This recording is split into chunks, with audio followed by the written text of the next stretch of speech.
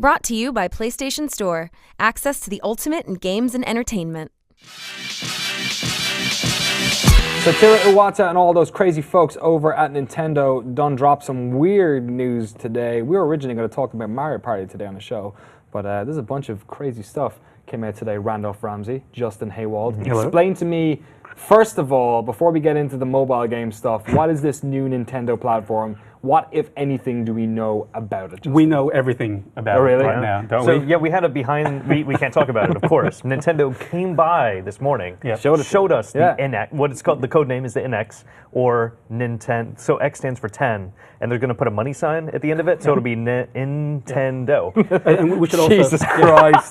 We should also say we're just lying, obviously, right now, because all we know are those two letters. Yes, basically, right? Which I think is what everyone else knows right now. Yeah. Which is, hey, we're doing something. We've got a new piece of hardware that we're working on, and we're not going to talk about it until next year, please understand. Which I guess isn't really news, because I guess the assumption for most people is, yeah, they've got to be working on something. No, right? and they've said in interviews, every company has said, as soon as we are done, as soon as this platform launches, we begin work on the next platform. So it's basically that this is saying they have a firmer idea, and they've probably started more hardcore into prototyping, and we'll hear more in 2016. But at least the code name doesn't sound like a Wang this time around. This time around. Yeah. And they have kept code names before, haven't they? I'm trying to think, was the Wii... It was Revolution? Revolution was that, sorry. No, Project Dolphin. Was Project Dolphin. Nintendo 64? Was I that think the originally? Super Nintendo, they kept the code name of Super Nintendo. All right, so That's a good code name. Yeah, right. I have no idea. What was Wii U's code name? I can't remember that at all. That was the Revolution. Yeah. Oh, sorry, No, Wii U. Sorry, I don't know what about Wii Wii U. was Revolution. I don't think we knew that was coming out. They were like, It was a "Look, it's surprise. kind of like the Wii, except there's this It just tablet came out, you'll we were never like- look at." We thought it was the controller. Yeah, we did. Yeah, that's true. And still, the rest of the consumers in the world think that as well. So I mean, that's the exciting news, but it's also what we know the least about. Yes. Because what they were actually talking more about, and definitely in a play to get shareholders up, is that they are going to start developing games for mobile devices.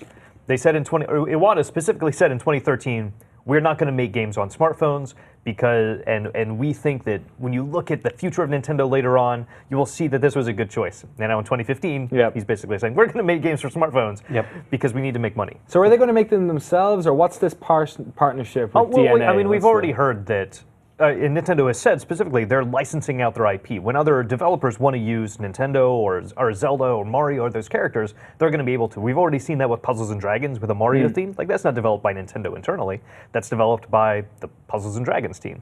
And we've seen that previously. We haven't seen it probably to the level that we're going to see it for a really long time. Like back in the 80s when we had Mario games put on the computer devices that nobody played, or those really terrible Zelda games that on CDI. CDI, Yeah. Specifically for this, though, they partnered with a Japanese mobile company, which is one of the biggest sort of like mobile games development companies in Japan, called DNA. And if you've ever been to a Tokyo Game Show, you'll see, you know, like one of the biggest booths there is always going to be a DNA booth, and it's always weird going there and seeing all these like massive array of games that, you know, we in the Western press don't know anything about. I think the only one I know is Rolando. I think they worked on. No, I don't even know. Like, most of their stuff is like more casual, right? And it's like purely targeted for the Japanese market. So I guess, you know, the assumption that we're all making here is that the Nintendo and DNA partnership is going to result in games that are going to come out in the West, right? And I think some DNA stuff, most DNA stuff actually just stays within the country, right? So it's still a bit of a question mark as to what will actually hit Western markets. But I think the bigger thing that we're going to see from this is not necessarily the games that are coming out from it, but that partnership in helping. I think DNA is going to help Nintendo create an overall infrastructure that's not just. I mean, we've already seen them get rid of Club Nintendo. Yeah. What they're going to do is have a cohesive vision, which they've needed for so long, which they've been playing catch up on. And they need a cohesive, this isn't just our home console and mobile games and 3DS games. Like, these need to all be brought together. And I think that's something that DNA is going to help them with. So that's a common online infrastructure that works across whatever consoles they have in the future. So it's just the one thing, your one ID throughout all of that. And, you know, it's Nintendo, you know, finally, I guess, catching up to, you know, having those type of, you know, similar services across the board. And, you know, I think this is actually a pretty good move for them. Like you mentioned at the start, you know, this is a shareholder play. And it truly is, because I think the stock went up like $23 or something. Really? It went up like 30%. This was what shareholders have been asking for a long time. And in that sense, they needed to do this because they're a publicly traded company. Yeah. They do have to. Wii U make hasn't been those doing guys too happy. hot. The DS stuff seems to be doing fantastically well as ever, but And we're going to see some. I mean, to put it bluntly, we're going to see some shitty games out of this. We've already seen stuff like Pokemon Shuffle, that is on 3DS, that is basically a match 3 game with microtransactions. And we're going to see more of that. But I don't think that's necessarily a bad thing if that's the kind of thing that can keep Nintendo afloat. Because of course, why not chase after that market that's going to spend money on that, and if that gives you the money and the freedom to keep making the games that we love, and as long as it doesn't shut out that creativity and that freedom, like this could be a really good thing. I've seen some people freaking out about it, especially the combination, I guess, with DNA, because there's this term. Do you know, you've lived in Japan before? Gashapon, is that like it's some sort of like term for those like balls you get out of machines. You kind of put the money in and you get random. So like there was this thing that happened a couple of years ago where digital or virtual gashapon became a thing, and DNA have been like on the sort of forefront of that, where you're basically goading free-to-play games and then goading people to like just put in extra money with the random, almost like a lottery system, like you're just getting like random prizes. So gachapon basically, and correct me if I'm wrong, it's where you pay a certain amount of money and you get a drop. You get an item basically, and what that is randomized, right? So yeah, it does sort of incentivize you. Oh, I didn't get the right thing. I need to to keep putting money into it. And But, blah, And blah, I think about not games like Crossy Road, like that's kind of what that's doing, right? And we have the same thing with a lot of Diablo. I mean, we're not necessarily paying real money into those hardcore experiences, but you get the same thing with Destiny, with the drops that you're getting from those. World of Warcraft played into that at the very beginning, where you're not paying for of course, individual items, but when you go on a raid, you're hoping that drop is the thing that you really want, and that's what keeps you going. I guess the key difference there is you're not paying those, so you're just playing it because. But with World of Warcraft, you're paying monthly. You're paying a flat fee, and this is basically saying, well, we can get more money from people who want to spend a whole lot on it, and there are some people who maybe will do this once a month.